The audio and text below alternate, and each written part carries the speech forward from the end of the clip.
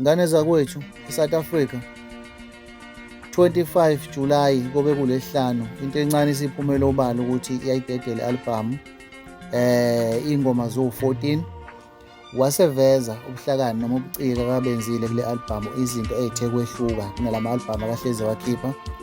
Uthe uzofaka oshuni becalaha noma oshuni bakabhuti uMjijelo bonke ngesimo sokuthi vele ufuna ukuhlonipha yena uMjijelo ngale album.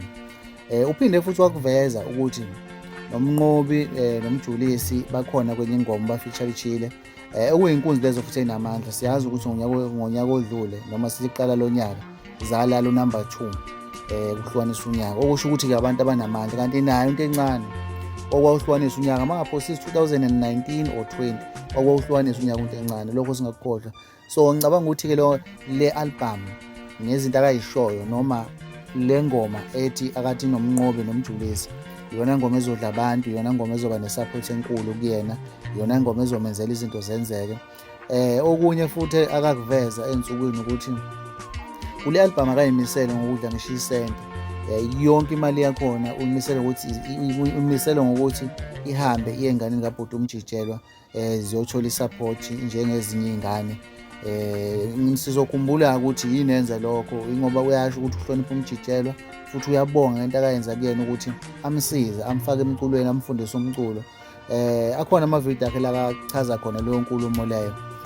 So engathi bengandaka abantu abanjengonto encane abafethe emhlabeni, abandile ababaningi abantu uthola ukuthi umuntu bembonge ngisho sengasekho emhlabeni. Ngiyathemba ukuthi iy'nyanya zakubo ezakwangubane ezakubo kogogo wakhe ezakubo kokhokho bakhe zizomxhasa ukuthi le album ihambe mawala, ngoba le nto akayenzile ayijwayelekile bafethu, ayijwayelekile ngampela. So nje le nkunzi ngifisela ukuthi nje yonke into yayihambe kahle ngampela, nathi singabalandeli base-South Africa bomculo kaMaskandi siyephe i-support. Siphinde sidonse inkunzi la uNavigate, siyamazi uNavigate akagxilile emculweni kodwa uyahlala vele. Ukuvezile naye futhi ukuthi i-single track yakhe iyaphuma ngoLwesihlanu, i-album yonke isiphelele iyophuma nge-8 August.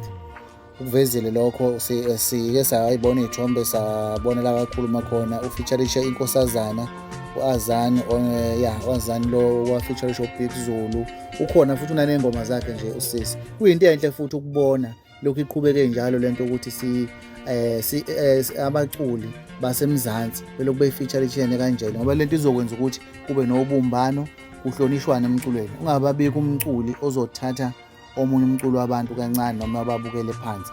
Leyo nto izosiza kakhulu ngoba ngiyabona futhi hayi ukuthi le style asidlondlobela kakhulu manje, akekho futhi ozivimba, akuselula into engeke isavimbeka. Sidonse bani futhi uLimit, siyamazi sike sakhuluma ngaye naye, akakaqinisekisi-ke yena ama-dates kodwa niyayazile yankunzi ukuthi inkunzi engathanda ukukhuluma, ithi mayenza izinto nje nibone into isiyenzile. Naye nge-25 kuya le singamlindela kakhulu bafethu. uLimit ufeature-ishe abantu abawu-2-ke yena kodwa ama-single track naye awu-2.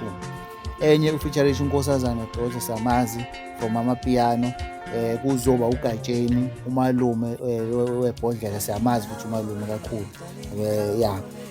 Omunye uKhaza futhi naye ukuvezile ukuthi naye uzokhipha, naye abanye abaculi ungomunye wabaculi esingamlindela kusukela nge-25 kuya le. Khona la ngibone khona feature-ishe uMafikizolo wafeature-ishe omunye umgqilazi bafethu. Ngicabanga ukuthi-ke leyo nto uKhaza izomsebenzela kakhulu ngoba iy'ngoma ey'dlisayo kakhulu manje yizo lezi ufeature-ishe khona abanye abantu. Uma ungathi uzocula i-album uwedwa uzoyikhipha ngale uwumculi, angisho ukuthi ngeke izihambe, ngeke izithengwe, ngeke ibe nayo i-support, kodwa ngeke kuze kufane nala ufeature-ishwe khona, ngoba leyo nto le ngaqala inothisa kula baculi bale ntshonalanga phesheya ukuthi yazi iy'ngoma ey'ningi ey'feature-ishiwe ziba ne-support eningi kakhulu futhi izona abaculi abadla ngazo kakhulu. Ngicabanga ukuthi kuzomsebenzela-ke uKhaza lokho bafethu.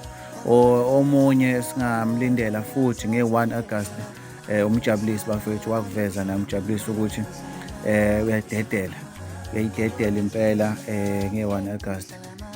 Ngicabanga ukuthi nawe uzodedela i-single track enye izolandela la ngakuyi-8 kanje nakhona i-full album siphelele, kodwa nje nge-1 August ngamlindela uqinisekisile lokho. Sibenzele iqiniso, sibasupport ngendlela okuyiyona abaculi bakithi bafuthu. Ngiphinde nganishiyi ngaphandle ingane zakwethu ekuthenini ngibonge kuwo wonke umuntu othe wathatha isikhathi sakhe ngosami wangikhombisa uthando noma wangikhombisa i-support ngokusubscribe, nokushare amavidiyo, nokukhomenta. Ngakusho nje ngikuveze obala ukuthi i-channel ayilutho ngaphandle kwalezo zinto. So i-support yenu bafethu ngiyayibonga kakhulu, engathi ingaqhubeka njalo ingami.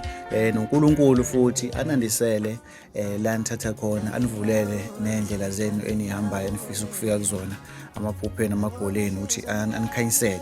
Ngiphinde ngicele nanoma yimuphi umuntu wasemhlabeni wase-Afrika, wase-South Africa, mawuthe mhlawumbe uyayihambela la kuma-channel noma la ku-YouTube wahlangana nale channel, ngiyacela nawe ukuthi ungiphe i-support, usubscribe, ushare, ukhomente.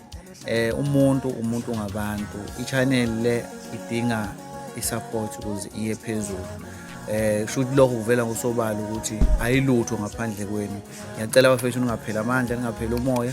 I-support yenu bafethu nothando lwenu ilona bafethu olongigqugquzela ukuthi ngiqhubeke njalo ngilethe indaba ezenzakalayo la emculweni kaMaskandi ngoba ngigxile kakhulu kuwona.